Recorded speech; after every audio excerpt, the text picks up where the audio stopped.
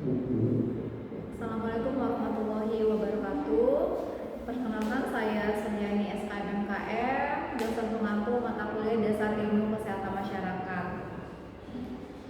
Dasar Ilmu Kesehatan Masyarakat adalah salah satu mata kuliah di semester 1 untuk capaian proses pembelajaran Dasar Ilmu Kesehatan Masyarakat. Yang pertama, mahasiswa mampu membedakan konsep ilmu kesehatan masyarakat. Kemudian mahasiswa dapat menganalisis konsep sehat sakit. Kemudian mahasiswa dapat menentukan konsep pencegahan penyakit. Mahasiswa dapat menganalisis konsep epidemiologi. Mahasiswa dapat menganalisis konsep biostatistik. Mahasiswa dapat menganalisis konsep kesehatan lingkungan. Selanjutnya mahasiswa dapat menganalisis konsep kesehatan dan keselamatan kerja. Selanjutnya mahasiswa dapat menganalisis konsep kesehatan reproduksi dan kependudukan. Kemudian mahasiswa dapat menganalisis konsep administrasi kebijakan kesehatan. Kemudian mahasiswa dapat menganalisis konsep pendidikan dan ilmu perilaku. Kemudian mahasiswa dapat menganalisis konsep hygiene sanitasi. Kemudian selanjutnya mahasiswa dapat menganalisis konsep gizi kesehatan masyarakat. Dan terakhir mahasiswa dapat menganalisis sistem kesehatan nasional. Untuk mata kuliah ini ada 16 kali pertemuan, di mana 14 pertemuan itu proses perkuliahan, dan 2 pertemuan itu UTS dan UAS. Untuk bobot penilaian, evaluasi penilaian di Dasar Ilmu Kesehatan Masyarakat, di mana di sini aktivitas partisipatif itu sebesar 10%, kuis 5%, tugas terstruktur itu 10%, UTS 10%, UAS 15%, dan proyeknya itu sebesar 50%. Selanjutnya, mari kita ke materi perkuliahan Dasar Ilmu Kesehatan Masyarakat. Dasar Ilmu Kesehatan Masyarakat. Hari ini kita pertemuan yang kedua, materinya itu mengenai konsep sehat dan sakit. Ya.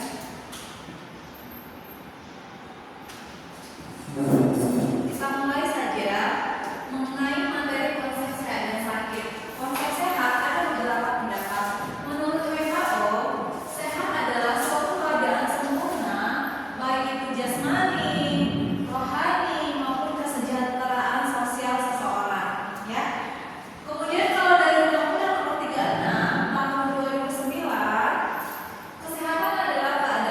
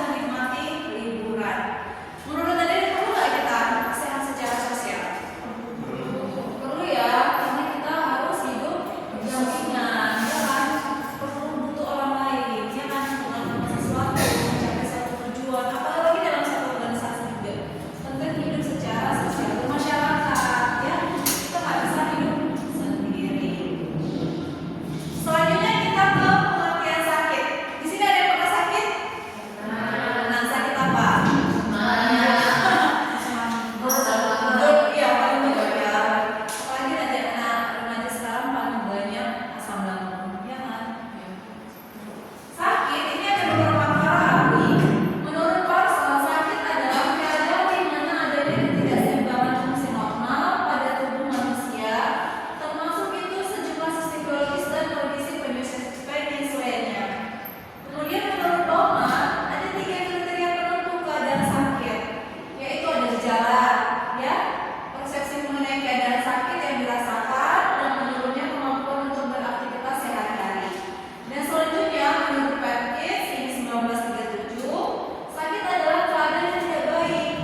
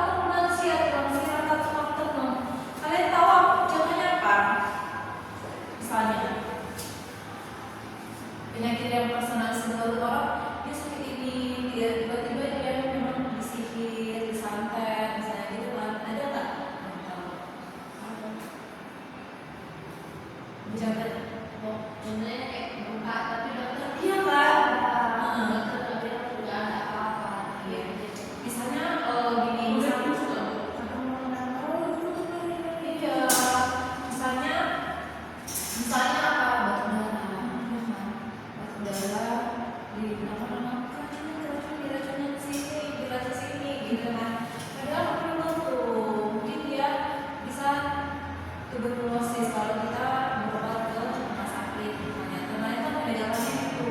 Tapi kalau dia di kampung gimana itu? Saya di santai diracuni itu ya. Itu personalistik banyak. Itu stigma persepsi masyarakat ya. Kita lihat ilustrasinya. Yang pertama kita ilustrasi dari yang sakit dulu ya. Jawabannya kita buat di sini penyakit HIV dan AIDS. Adik-adik tahu penyakit HIV AIDS? Ya, ini dari human mengganggu apa kekebalan manusia. Orang dengan HIV walau secara fisik terlihat sehat, sebelum sampai ke fase dikatakan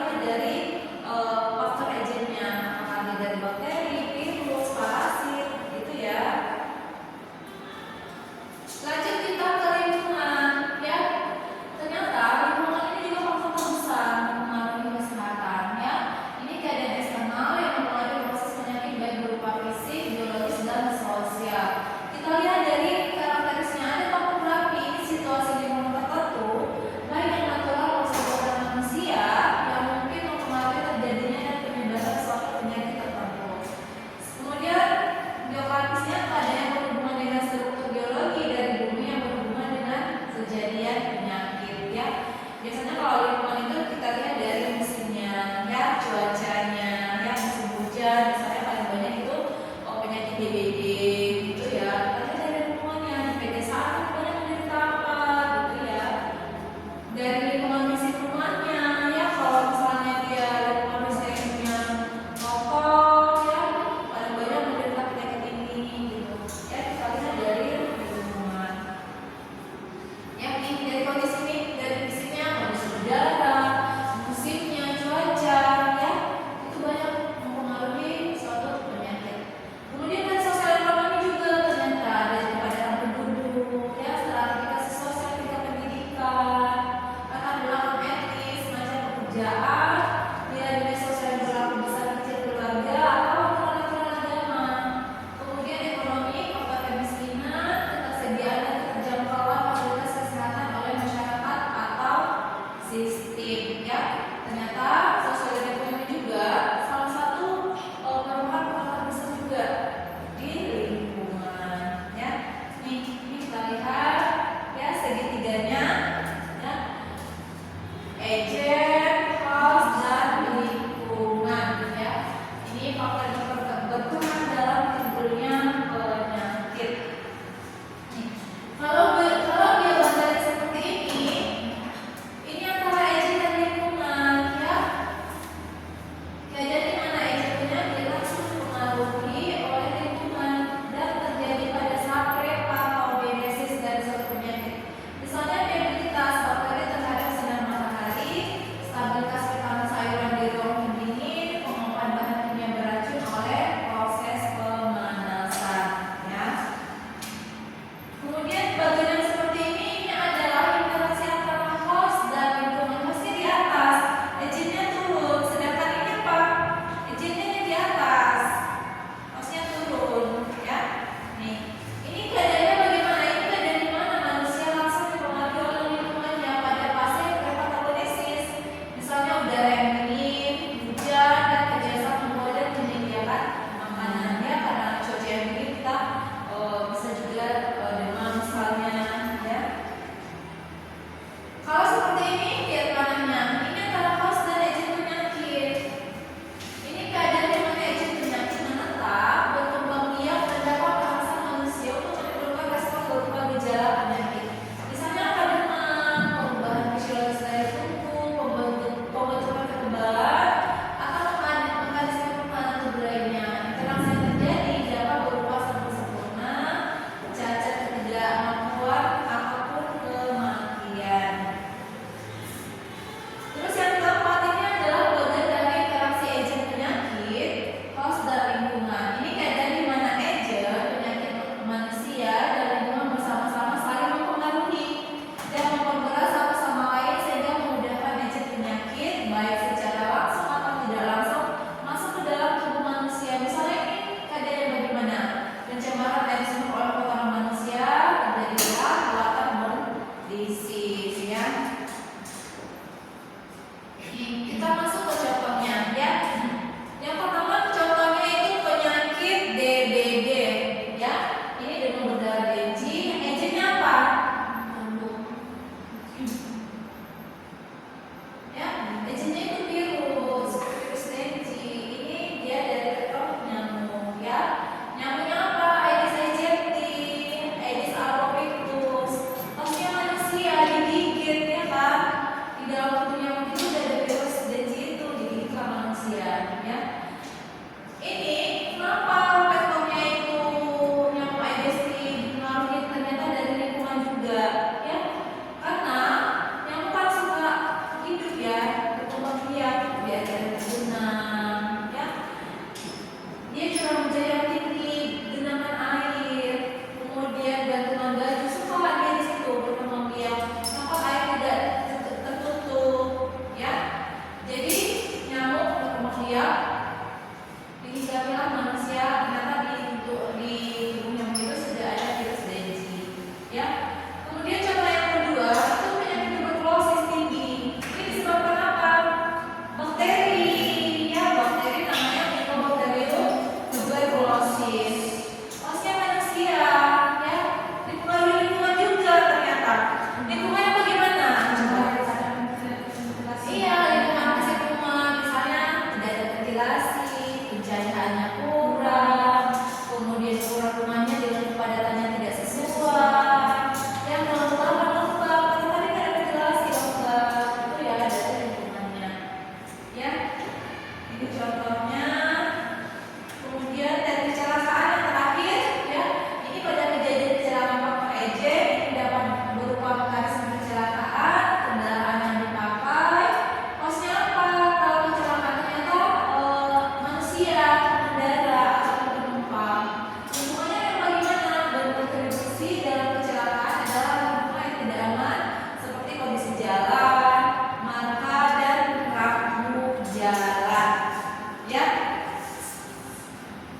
Cukup untuk di sini materi kita.